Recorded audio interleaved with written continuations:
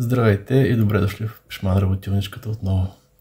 Днешното видео е посветено на един апгрейд, който реших да подаря на мотора, тъй като след няколко изтървания и падания протекторите малко се почупиха и реших, че с наближаване на коледните празници един подарък е добре дошъл.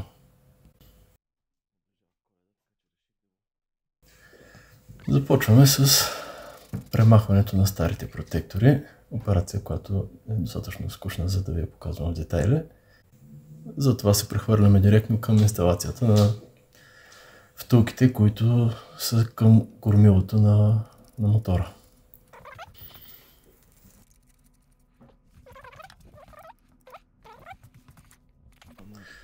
Преминаваме към инсталирането на самите алуминиеви шини. Последователността мисля, че ще се досетите на всички.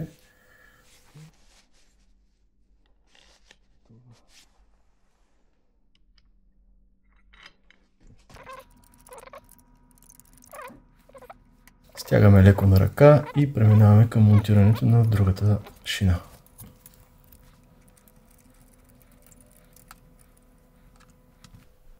Следващата операция е монтирането на тези скоби, които се явяват втора опорна точка за шините за повече стабилност.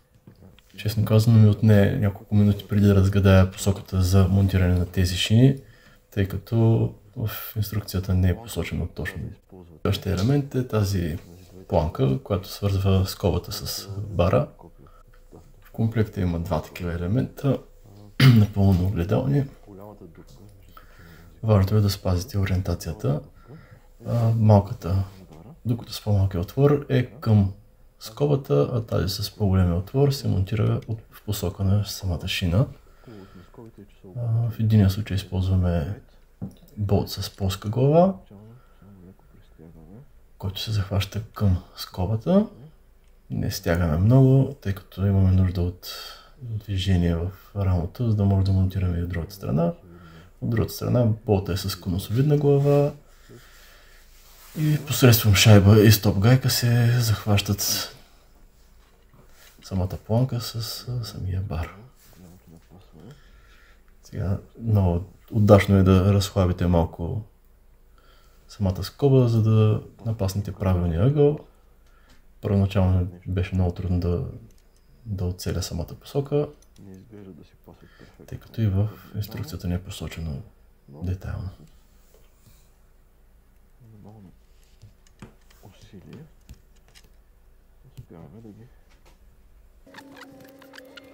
След като стегнете добре, може да си проверите дали спирачката работи коректно, да няма някъде да опира нещо. И самата планка трябва да минава долу под всички кабели, да не пречи на операцията нито на гъста, нито на спирачката.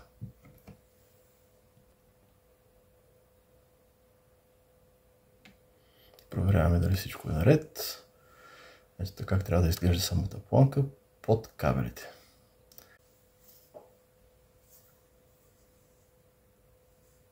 По-интересната част вече е в лявата страна, където SV Motec предлагат една алуминиева планка, която се монтира зад механизма на ръчната спирачка.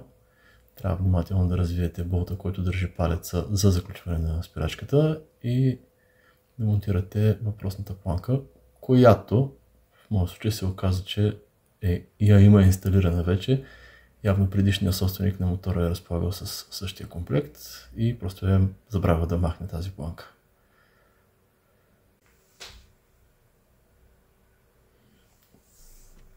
Ето, че дойде реда и на пластмасовите ветробрани, предполагам така се казват, протекторите.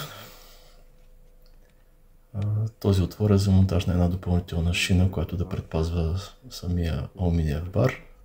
В случая в моят комплект няма такъв, не съм си поръчвал. Затова слагаме капачката, за да затворим самата дупка. От опит ще ви споделя, че най-лесният начин да монтирате самите пластмасови детайли към шината е да махнете шината, тъй като болчетата, които трябва да завиете, са с много малка глава и и процедурата е много пипкава. Опитах се на място, успях до някъде, но всъщност загубих повече време, отколкото ако бях махнал самия бар, да го деинсталирам и впоследствие да го инсталирам наново. Нещо, което направих от другата страна.